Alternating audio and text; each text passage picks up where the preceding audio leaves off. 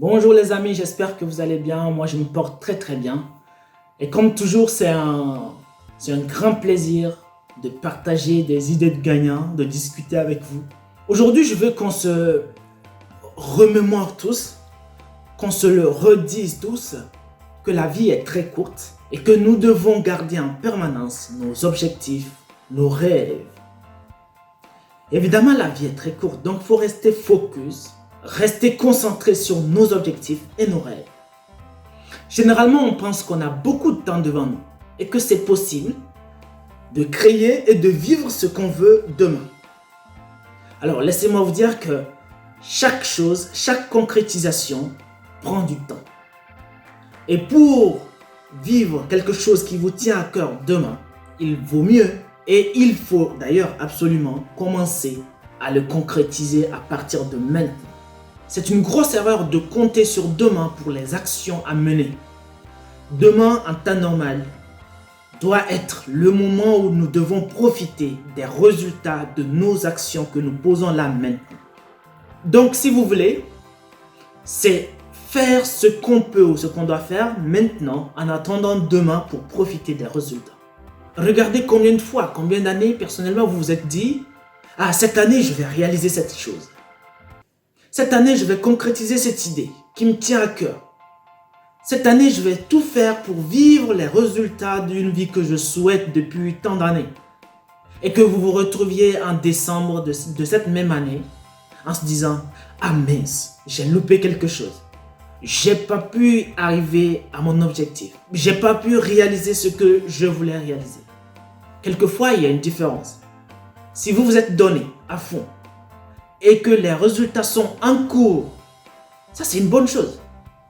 Mais si vous arrivez en décembre et que vous ne savez toujours pas par où commencer, eh bien, vous voyez, le temps passe. Vous devrez vous refixer l'objectif. Mais si entre-temps vous avez commencé, mais à cause des difficultés, vous n'avez pas pu atteindre votre objectif, ça, ce n'est pas une perte du temps. Parce que vous aurez beaucoup appris et que votre nouvel objectif vous permettra d'aller au-delà de ce que vous vous êtes fixé au départ. Revenons sur le temps passe vite.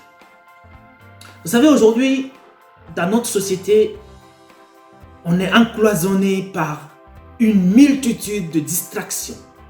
Des moments de distraction qui nous procurent juste des plaisirs ponctuels. Et ça, c'est des choses qui ne nous permettent pas d'avancer assez rapidement vers nos objectifs. Ça ne nous permet pas non plus à 95% de créer et développer un business.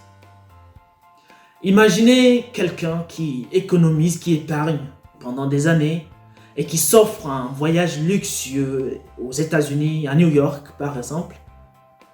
Et arrivé à New York, il découvre la ville de New York, la magnifique ville, accompagné de son téléphone et Wikipédia.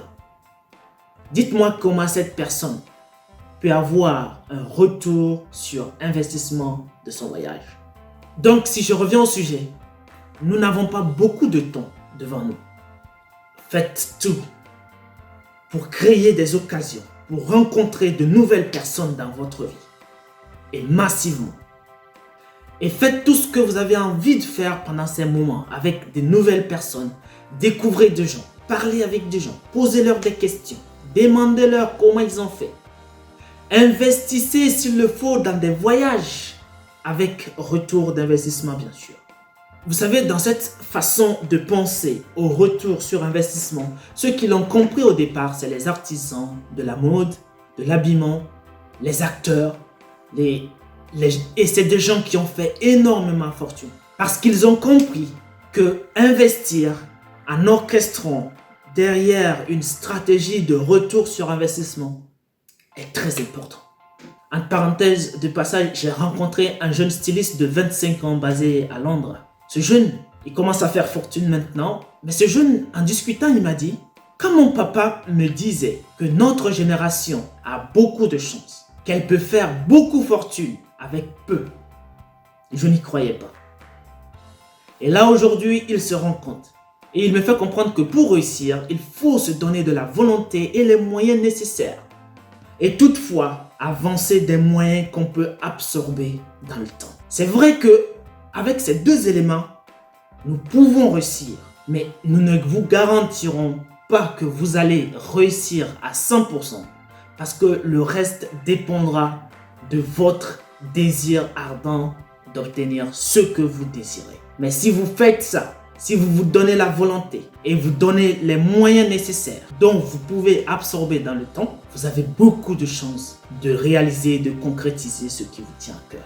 Pour terminer, je vous invite à partir d'aujourd'hui de faire ce que vous avez réellement envie de faire. Concentrez-vous sur votre objectif. Restez focus. Donnez-vous les moyens et donnez-vous la volonté. Et mettez-vous sérieusement au travail. Bon courage et ensemble, nous créerons un monde meilleur autour de nous. Merci les amis, c'était tout pour aujourd'hui. Je vous remercie d'avoir visionné cette vidéo et je vous dis à très bientôt pour une nouvelle vidéo.